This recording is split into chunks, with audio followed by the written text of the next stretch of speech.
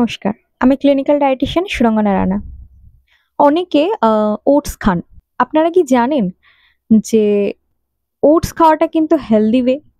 বা ওটা কিভাবে খেলে আপনার ওই নিউট্রিয়েন্ট গুলো বডিতে অ্যাবজর্ব করতে হেল্প করবে? অনেকে কাঁচা ওটসটাকেও কুকিং করে নেন। অনেকে আবার এই কাঁচা ওটসটা স্মুদি বানিয়েও খান। অনেকে আবার ওভারনাইটস ওটাকে রেখে খান। ওটসের মধ্যে যে নিউট্রিয়েন্ট গুলো আছে সেই নিউট্রিয়েন্ট গুলো আপনার বডিতে অ্যাবজর্ব হচ্ছে কিনা সেটা কিভাবে বুঝবেন? তো সেটা নিয়ে আজকে কথা বলবো।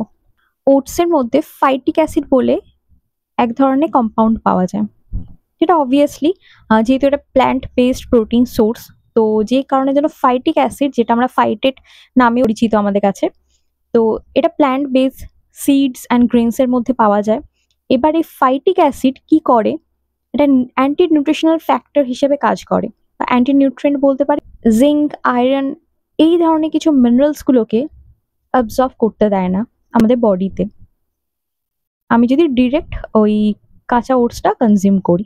এটা ভীষণভাবে দরকার যে ওটসের মধ্যে ফাইটিক অ্যাসিড আছে, ওই অ্যাসিডটা যাতে ব্রেকডাউন করে। তো ওটা কিভাবে হবে? আপনি ওটসটাকে শুকনো খোলায় ভেজে নিতে পারেন। তাওয়াতে হালকা জাস্ট নর্মালি টেম্পারেচার দিয়ে আপনি ওটাকে জাস্ট ভেজে নিতে পারেন স্মুদি করার আগে। বা যারা খিচড়ি করছেন, জাস্ট ওটাকে সেম ভাবে হাই ফ্লেমে বা মিডিয়াম ফ্লেমে জাস্ট একটু শুকনো খোলায় ভেজে নিতে পারেন, সেটা করতে পারেন। বা ওভারনাইটস ওটস রাখতে পারেন, মানে ওটসটাকে দই দিয়ে বা দুধ দিয়ে, যেটা আপনার পসিবল, আপনার কনজিউম করতে ইজি হবে। অনেকে দই দিয়ে খান, তো ওটসকে ওভারনাইট মিক্স করে যদি আপনি রেফ্রিজারেট করতে পারেন, সকালে ওটা আপনি অ্যাজ আ ব্রেকফাস্ট নেন, that it's a healthy way. তো ওতে কি হচ্ছে, ফাইটিক অ্যাসিডটা ব্রেকডাউন করছে।